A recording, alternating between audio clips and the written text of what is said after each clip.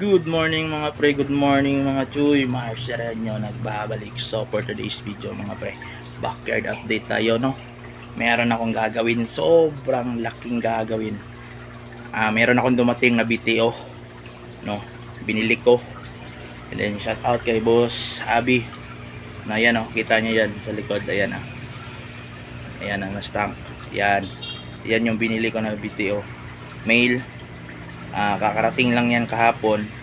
And then ngayon naisipan ko na ilipat yung isang, meron lang kasi akong isang tank na malaki na 48 by 18. So no, soon bibili ako ng ilang mga big tanks para makapag sit up na din tayo ng GF o goldfish. So meron akong nabili na BTO.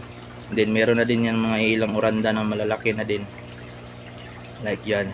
Yung isang rancho dyan, legit breeder na yan, na di yan ganon kaganda, pero at least nag-provide na dito sa shop natin, no? So yun mga pre, papakita ko ngayon yung ginawa ko, no? Medyo malaki na yung natrabaho ko. And then nag-a-arrange na ko. Nakakapagod kasi ako lang mag-isa. Yan. So yun mga pre, sa ngayon napatimpla muna ako ng kape. Timpla tayo ng kape bago tayo mag-proceed sa ating gagawin, no?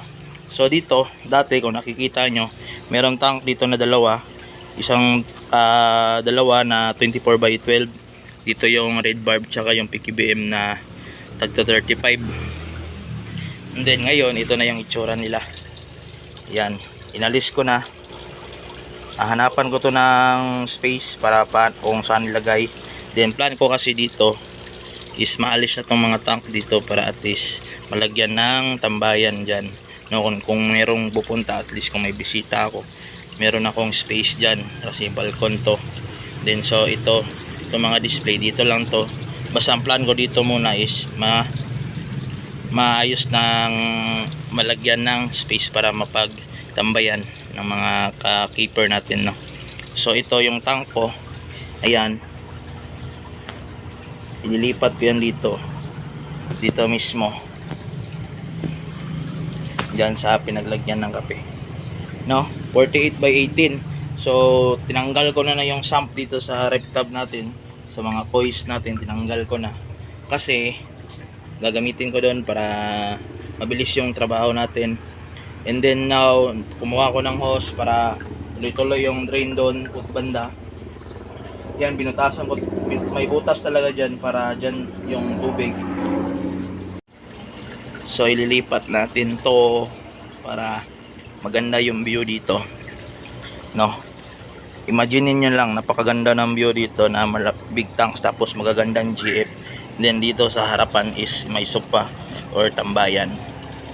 Then ito, papakita ko yung BTO ko. Yan, nail daw sabi ni boss. Ayan, o, flex ko lang mga pre, na nagandahan ako dito mga pre. Sobrang nabigani ako dito, promise. Sobrang laki niyan. Isang kamay ko atras ko, ayan, o.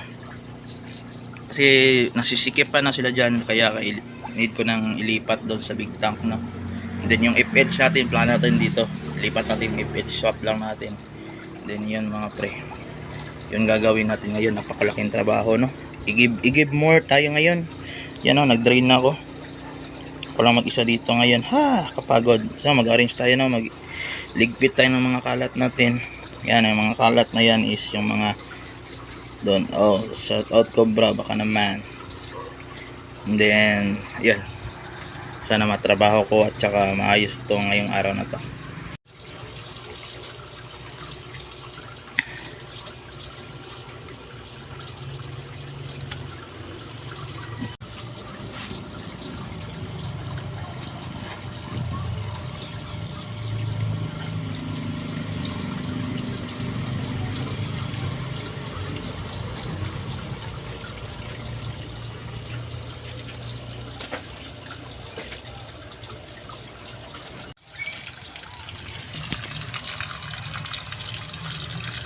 Mga pre, nasimulan ko ng i-drain. Yan, papunta doon.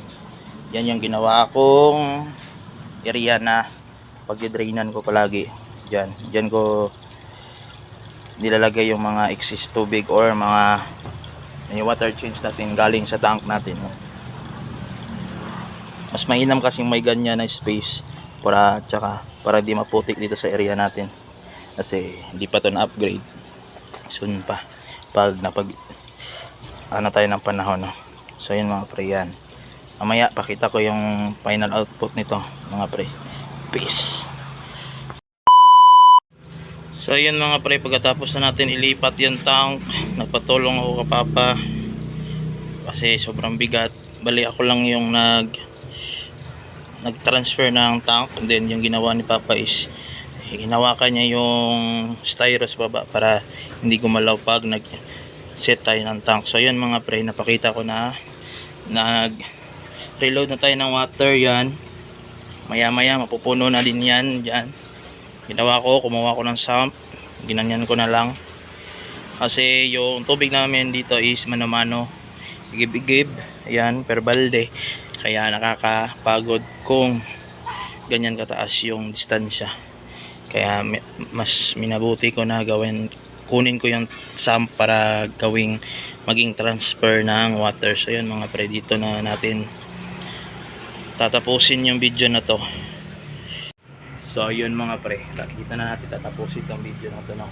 Pawis na ako, kahit anong gawin ko, kahit palagi ako medyo malaki-laki pa din tayo na yan. So mga pre, salamat din pala sa mga patuloy na sumusuporta, and din sa nag-like ng mga video na to. Salamat sa mga bagong subscribe, salamat mga pre, no?